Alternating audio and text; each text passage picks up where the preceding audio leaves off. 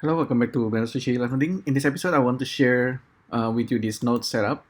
I call it Grease Cutter Pro, but basically it's an old idea where we are simply drawing something using grease pencil, and the resulting is gonna be shapes where we cut. We made a lot of cut. It's basically work in a 2D the way I set it up. So if I explain the whole node, it's very simple. So basically it's reading grease pencil, and perhaps I need to also plug in the frame number here. So it's reading grease pencil, and then it's gonna do the usual resampling, so I can actually have control over the resampling. So more doesn't always mean better. Somewhere in the middle is actually perfect. And you can see the purple line is the grease pencil line. And whenever it's make a kind of like a cut like this, Sverchok Sverchok add-on will do the job and simply draw like an inset and extrude. And in my case, it's really just creating some kind of bento. Okay, this after the resample, we actually have simply it join the mesh, find the intersection edges, so it's becoming just shape with cuts. Remove doubles. We actually need remove doubles, and then planar edge net to polygon. This is the node that's doing the job. It looks into whatever area or shapes generated or created using grease pencil, find the cut, and then here we do the double inset face trick. And this one is really the one that's making the bento. Okay. So you might see some weirdness sometimes. Could be like this kind of things because of the inset. Ideally, you want to use another mask and extrude it normal perfectly.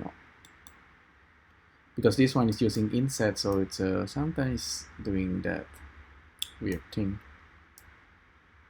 We can control the thickness. So yeah, this is just an idea. Depth, okay, depth, maybe depth should be 0. Okay, now, so now it's not doing anything weird. So it's pretty good workflow actually. I'll show it to you now. I'm just gonna go to the top. I click Z, or if you are here, you can also tap tilde, go to top, and let's draw something using grease pencil. So we have these tools over here: line, polyline, arc, curve, box, and circle.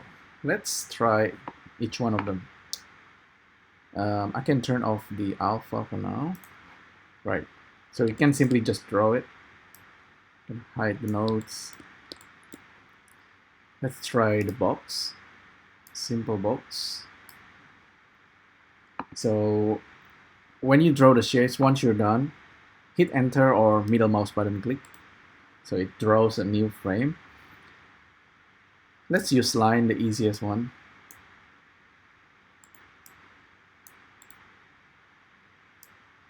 So you see how I draw it? Everything is kind of intersecting, and you're done with it. Look at the result. Aha. So you can see there's a little bit of funny things going on there. A bit of hiccup. It could be because of the resampling.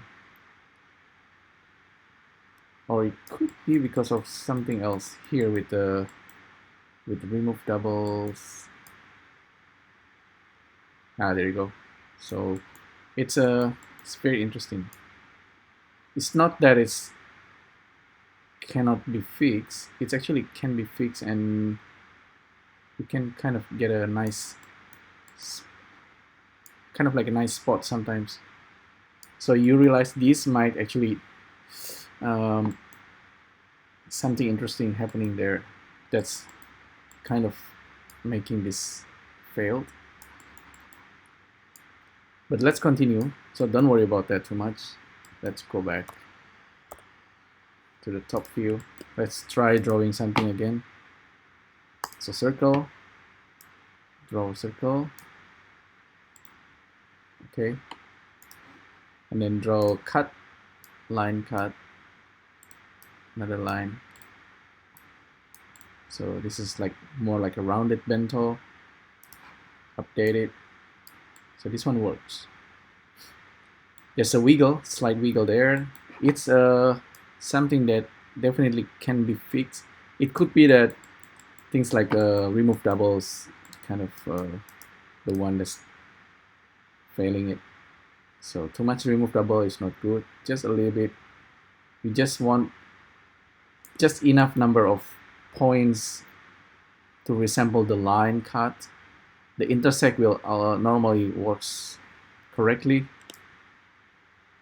but we don't want weird things like that happening. So it's not perfect, but it's good. It's still kind of a good way or funny, interesting way to generate like a container bento or whatever you call it. It could be like a broom as well. So let's continue. So we try box circle. We definitely need something that's kind of closing the line, kind of creating divisions. Let's try basic lines. So this is like more like a free form drawing. And arc is actually interesting. So arc will always create arc, right? Now before you middle mouse click, you can always change the arc. I kind of wish the arc can be clever enough to know which directions it is doing it. So, and that's how we should draw it. Like, I mean, so if we draw the arc this way from left, I wish the arc actually knows that. So this blue should be over here, but we can always manually adjust that before we actually drop. I really like how the developer of Grease Pencil works on Grease Pencil and adding all this kind of curve and arc, things like that. Even this something simple like this, like a S curve, is easily drawn. I think it's quite beautiful UI and implementations. So there you go. That's our weird bento. Weird way to draw a bento. Yeah, we should be careful with this remove double, but somewhere there it creates a perfect looking result. Okay, so that's actually pretty much it with this tool. Like I said, it can be improved probably, but this is very interesting. And drawing with grease pencil using those lines also it's something that takes time to kind of get used to it, but once you understand, it's very interesting. And the fact that if you use grease pencil, actually I use it time to time and learning new things every time. With grease pencil, whenever you have cut with lines like this, you can actually fill it up, right? Fill tools need active material. Okay, we don't have material, that's why. Fill, okay. So we need something that has fill and no stroke. Okay. If I'm not wrong, we can just simply paint fill. Oh, okay. So there's a leak size, okay, and thickness. Maybe I need to be on the top view. So yeah, I don't know how to properly make this.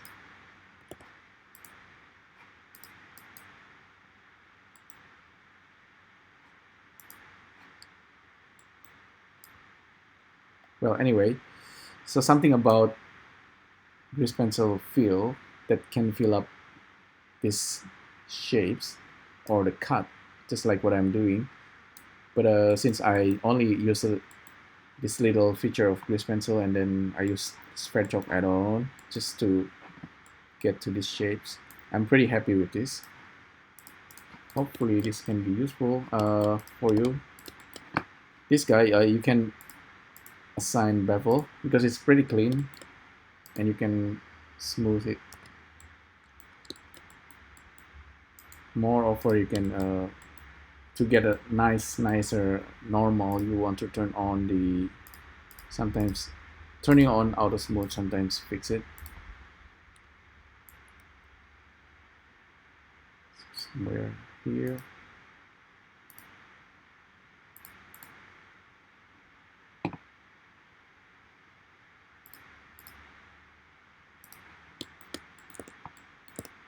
Anyway, that's how you use this node setup. I call it again Grease Cutter Pro. Maybe you can call it that way as well. Up to you. Thanks again for tuning in. Let me know if it is useful for you, and I'll see you next time. Thank you. Bye.